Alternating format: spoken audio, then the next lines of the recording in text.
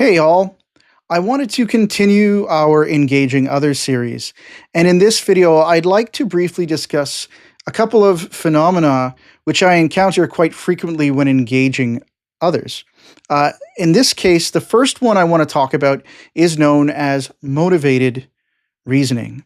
Now, motivated reasoning is particularly problematic because what it actually is a conscious effort to force a particular conclusion.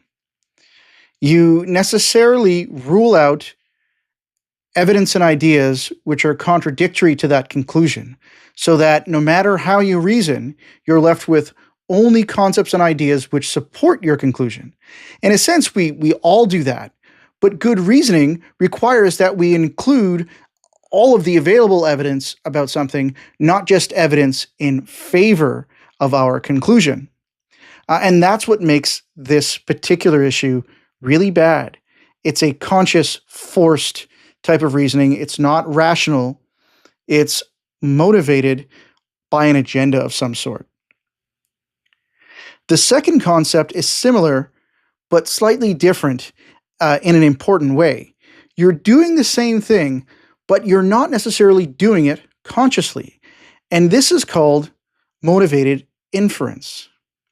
Now, motivated inference is, like I said, doing the same thing that motivated reasoning does, but because it's not conscious, most cognitive philosophers and cognitive scientists believe that what you're actually doing in this case is you've got a worldview or a lens through which you filter everything.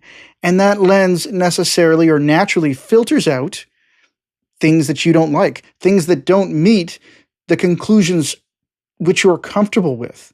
And that's what makes it different. It's not a conscious effort to rule out evidence or filter out evidence or ideas. It's an unconscious lens which filters out contradictory evidence. It's just as bad, but it's not purposeful. It's not agenda driven. And in any case, it can cause a bit of confusion and make engaging with others frustrating, because when they're unwilling to reason well, which means to look at all of the available evidence for and against an idea and tally those things up in one way or the other, if you're so inclined to do that, that's good reasoning, because you're pitting ideas and evidence against each other, and then you're coming to a conclusion based on what evidence is available. You're not forcing a conclusion or filtering things out so that you come to an already comfortable conclusion. That's motivated reasoning and motivated inference versus, good thinking, good reasoning.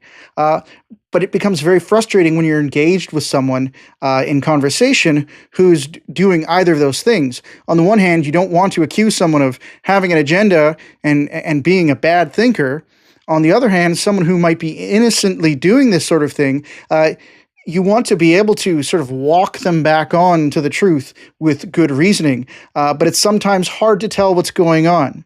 But now that you're aware of it, you might be able to look for some of these characteristics, figure out what's going on with that person, and help them come to the realization that they're either doing that or that you're aware of what they're doing, if it is an agenda-driven thing, and that you can help walk them on to what the real truth is, or point them toward the real truth. I hope this sort of lesson is helpful, and I look forward to seeing you again soon. Take care and God bless.